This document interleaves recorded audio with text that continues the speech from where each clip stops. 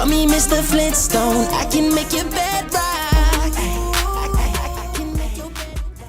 On raconte que le genre R&B est mort en 2005, la véracité de cette affirmation reste discutable, mais ce n'est pas un secret que le R&B n'est plus ce qu'il était. La popularité croissante du rap et du hip-hop a laissé un grand vide dans le genre R&B. Beaucoup de nos artistes préférés n'ont malheureusement pas pu s'adapter à l'évolution constante de la scène musicale. L'un d'entre eux est le chanteur Lloyd des années 2000. Ayant à l'époque attiré l'attention d'Irv Gotti de Murder Inc. et de L.A. Reid des Peak Records, qui voulaient tous deux le faire signer sur leur label, Lloyd décida de choisir le label d'Irv. C'est alors que sa carrière décolla comme jamais auparavant, surtout après la sortie de son premier single, Southside, qu'il fit avec sa partenaire de label, Ashanti. Son premier album du même nom remporta un grand succès, les albums suivants lui ont valu de nombreuses récompenses et des positions favorables au classement Billboard. Bien que Lloyd soit devenu très célèbre, ce qu'il ne savait pas à ce moment-là, c'est qu'il avait rejoint Murder Inc. dans les moments les plus difficiles du label et que cela pouvait mettre fin à sa carrière. Le conflit qui opposait 50 Cent de G-Unit et Ja Rule de Murder Inc. a semé un grand trouble parmi les fans qui ne savaient plus quel camp choisir. La balance a fini par pencher du côté de G-Unit. Murder Inc. allait inévitablement sombrer avec Lloyd à son bord, mais heureusement pour lui, des collaborations avec Lil Wayne, Drake, Nicki Minaj et bien d'autres ont remis sa carrière sur pied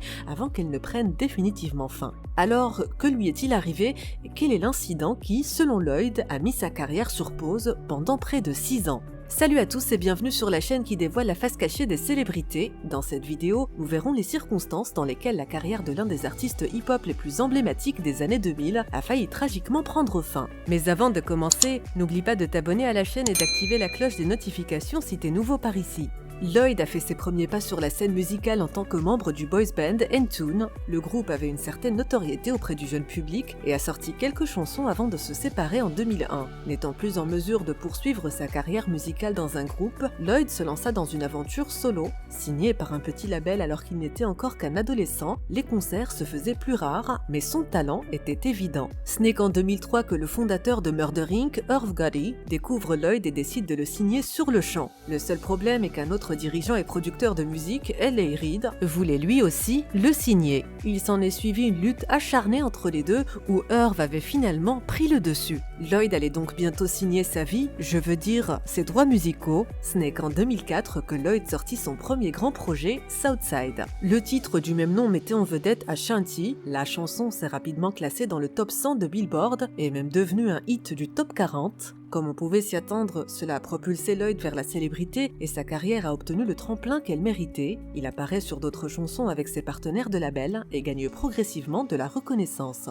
Son deuxième album studio, Street Love, est sorti 2 ans plus tard, en 2007, et est devenu son œuvre la plus vendue. Cet album a débuté à la 2e place du classement Billboard 200. Il comprenait les tubes You avec Lil Wayne et Get It Shorty. You est devenu son tout premier single à figurer dans le top 10 du Billboard The Hot 100 et Get It Shorty a connu un succès similaire en atteignant la 16e place ainsi que la 4e place du classement des meilleures chansons R&B hip-hop. Avec le succès de You, Lloyd était considéré comme l'artiste de référence pour tous ceux qui voulaient écouter du hip-hop.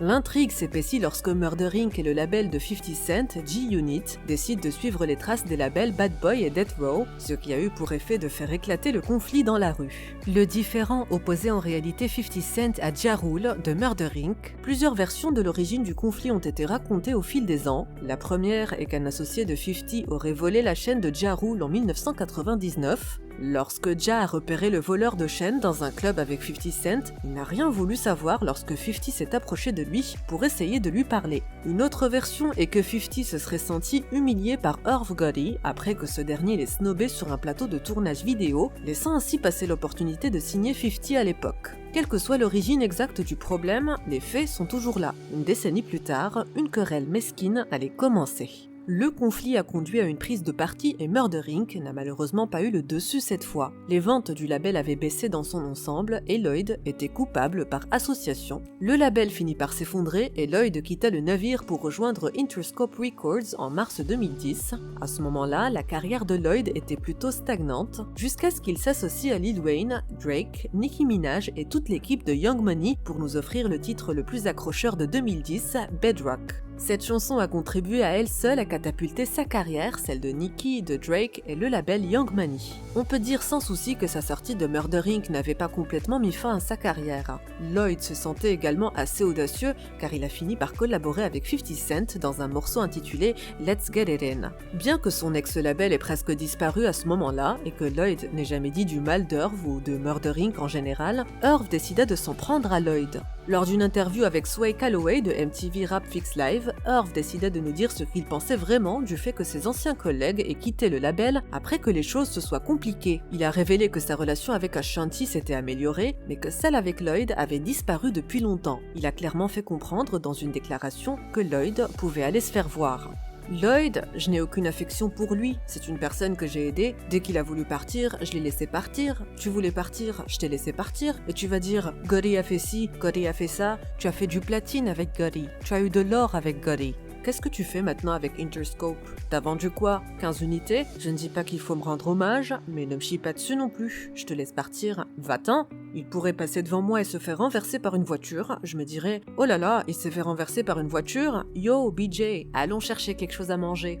Pour clarifier les choses, Lloyd n'a jamais rien dit de vraiment méchant sur son passage chez Murder Inc., à moins que vous ne considériez la conversation sur son expérience au sein du label. Il a par exemple déclaré que le label ne sélectionnait pas les producteurs et qu'il était arrivé à un point où il devait tout faire lui-même. En juillet 2011, il sortit son 4e album, King of Hearts, qui comprenait les singles Lay It Down, Cupid et Dedication to My Ex, avec en featuring Andre 3000. Il publia sa première mixtape de Playboy Diaries Volume 1 en 2012 avec une liste assez impressionnante de participants, dont Lil Wayne, August Alsina, Trey the Truth et d'autres. Il faudra attendre des années avant que Lloyd ne revienne sur scène en lâchant son premier album EP, Extended Play, depuis 2011. True EP est sorti en 2016 et comprenait le single phare, True, un véritable témoignage de la signature sonore de Lloyd et de sa fidèle fanbase. En ce qui concerne la façon dont la chanson est née, Lloyd a mentionné que la perte de son enfant à la suite d'un avortement non approuvé en était la force motrice et que cela a laissé un énorme trou dans son cœur.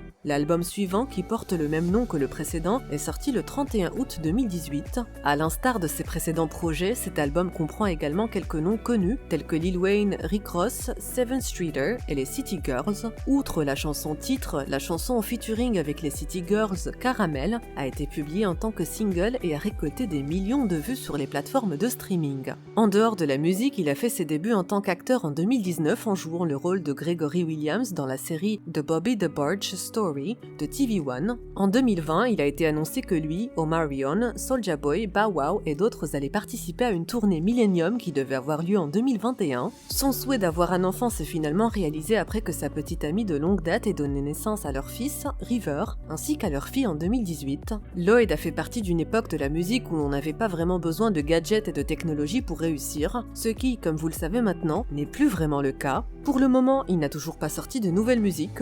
Une chose est sûre, sa musique reste un élément incontournable de notre mémoire R&B nostalgique et nous espérons entendre bientôt de nouvelles chansons de sa part. Pensez-vous que la chute de Murder Inc. a freiné ou au contraire aidé la carrière de Lloyd? Faites-le nous savoir dans la section des commentaires ci-dessous et restez à l'écoute pour d'autres histoires vraies de célébrités. Merci à vous, c'était tout pour cette vidéo. Surtout n'oubliez pas de la liker, de la partager et de vous abonner à la chaîne. À la prochaine!